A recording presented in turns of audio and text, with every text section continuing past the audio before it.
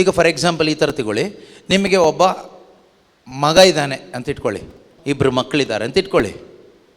ಈ ಇಬ್ಬರು, ಒಂದು ಗಂಡು ಒಂದು ಹೆಣ್ಣು, ಅವರು ನಿಮ್ಮ ಸ್ವಂತ ಮಕ್ಕಳು, not adopted children, your own children, ನಿಮ್ಮ ರಕ್ತದಿಂದ ಹುಟ್ಟಿದ್ದು ಅಂತ ಇಟ್ಕೊಳ್ಳಿ. ಇನ್ನು 2 ಮಕ್ಕಳನ್ನ ನೀವು ಅಡಾಪ್ಟ್ ತಗೊಂಡ್ರಿ. ಟೋಟಲ್ ನಿಮಗೆ ಎಷ್ಟು ಮಕ್ಕಳು ಅಂತ ಕೇಳಿದರೆ ಏನು ಹೇಳ್ತೀರಿ ನೀವು? 4 ಮಕ್ಕಳು. ಈ 4 ಮಕ್ಕಳು ಅಂತ ಹೇಳುವಾಗ ಇನ್ನೂ ಸ್ವಲ್ಪ ಕ್ಲೋಸ್ ಆಗಿರುವವರಿಗೆ ನೀವು ಹೇಳುವಾಗ 2 ಸ್ವಂತ ಮಕ್ಕಳು, 2 ಅಡಾಪ್ಟೆಡ್ ಚಿಲ್ಡ್ರನ್ ಅಂತ ಹೇಳ್ತೀರಿ, ಕರೆಕ್ಟಾ? ಆದರೆ ದೇವರು ನಮ್ಮನ್ನು ಅಡಾಪ್ಟೆಡ್ ಚಿಲ್ಡ್ರನ್ ಅಂತ ಎಲ್ಲೂ ಹೇಳಲಿಲ್ಲ. ಹೇಳದೇ ಇದ್ದರೂ ನಾವು ಅಡಾಪ್ಟೆಡ್. ಯಾಕೆ ಅಂದರೆ ಸ್ವಂತ ಏಕೈಕ ಪುತ್ರರಲ್ಲ ನಾವು, ಆದರೂ ಅಡಾಪ್ಟೆಡೇ.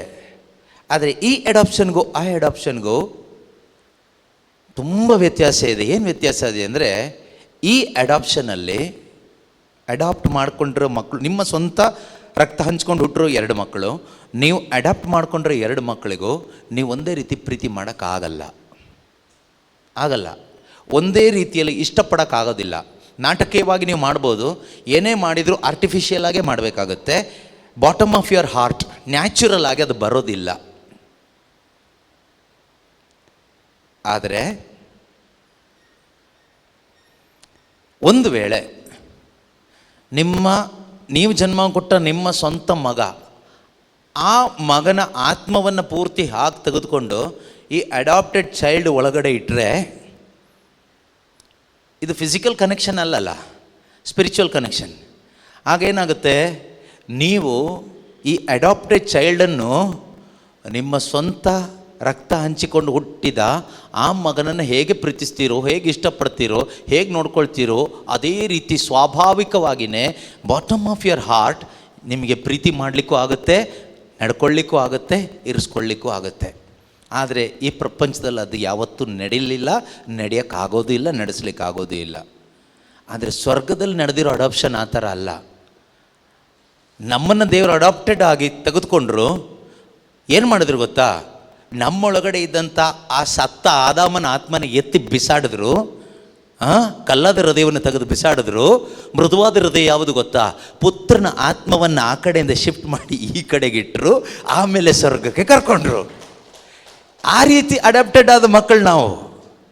ಆದ್ದರಿಂದ ಯೇಸುಸ್ವಾಮಿ ಹೇಳ್ತಾರೆ, ಆ ಯೋಹಾನನ ಶುಭ ಸಂದೇಶದಲ್ಲಿ ಪ್ರಾರ್ಥನೆ ಮಾಡುವಾಗ ಹೇಳ್ತಾರೆ, ನೀವು ನನ್ನನ್ನು ಯಾವ ರೀತಿ ಪ್ರೀತಿಸ್ತೀರೋ ಇವರನ್ನು ಅದೇ ರೀತಿ ನೀವು ಪ್ರೀತಿಸ್ತಾ ಇದ್ದೀರಿ.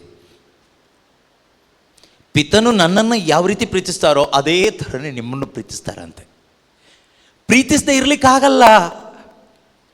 ದೇವರಿಗೆ, ತಂದೆಯಾದ ದೇವರಿಗೆ ಯೇಸು ಕ್ರಿಸ್ತರನ್ನ ಯಾವ ರೀತಿ ಪ್ರೀತಿಸ್ಲಿಕ್ಕಾಯ್ತೋ ಅದೇ ರೀತಿಯಲ್ಲಿನೇ ನಿನ್ನನ್ನು ಪ್ರೀತಿಸೋಕ್ಕಾಗೋದು. ಯಾಕೆ ಅಂದರೆ ನಿನ್ನ ಒಳಗಡೆ ಪೂರ್ತಿಯಾಗಿ ಇರ್ತಕ್ಕಂಥ ಆತ್ಮ ನಿನ್ನ ಆತ್ಮ ಅಲ್ಲ, ಇರ್ತಕ್ಕಂಥದ್ದು ಪುತ್ರನ ಆತ್ಮ, ಸ್ವಂತ ಪುತ್ರನ ಆತ್ಮ. ದೇವರು ಆತ್ಮ ಸ್ವರೂಪೇ ಆಗಿರೋದ್ರಿಂದ ದೇವರು ಆತ್ಮಿಕವಾಗಿ ನಿನ್ನನ್ನು ನೋಡ್ತಾರೆ. ಶರೀರ ಯಾರ್ದು ಅಂತ ನೋಡೋದಿಲ್ಲ, ಔಟರ್ ನೋಡೋದಿಲ್ಲ, ಇನ್ನರ್ ನೋಡ್ತಾರೆ.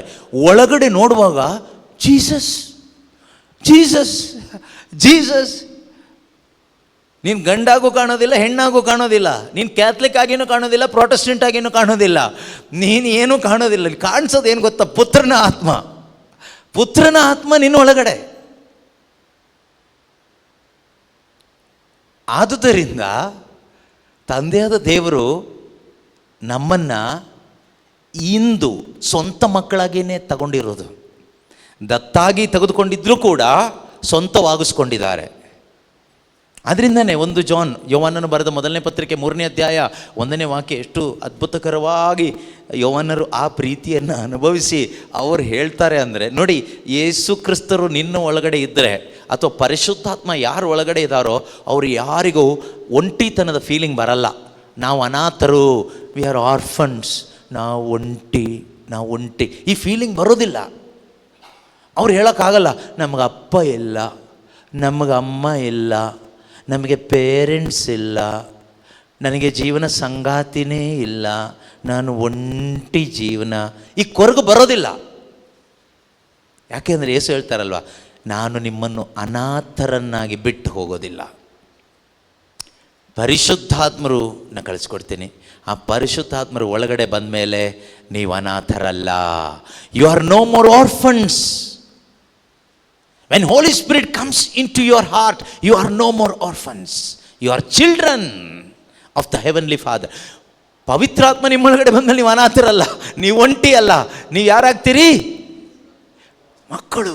ಮಕ್ಕಳು ಯಾರಿಗೆ ಮಕ್ಕಳು? ಎಂದಿಗೂ ಸಾಯದೇ ಇರುವ, ಶಾಶ್ವತವಾಗಿ ಜೀವಿಸುವ ಸರ್ವಶಕ್ತನಾದ ಸ್ವರ್ಗದ ಒಡೆಯನಾದ ದೇವರಿಗೆ ನೀವು ಮಕ್ಕಳಾಗ್ತೀರಿ. ಇಂದಿದ್ದು ನಾಳೆ ಸತ್ತು ಹೋಗುವ ಲೋಕದ ಒಬ್ಬ ತಂದೆಗೆ ಮಗ ಅಲ್ಲ, ಮಗಳಲ್ಲ ನೀನು. ನಿತ್ಯ ಪಿತ, ಇಟರ್ನಲ್ ಫಾದರ್, ಅವರ ಇಟರ್ನಲ್ ಸನ್ ನೀನಾಗ್ತೀಯ.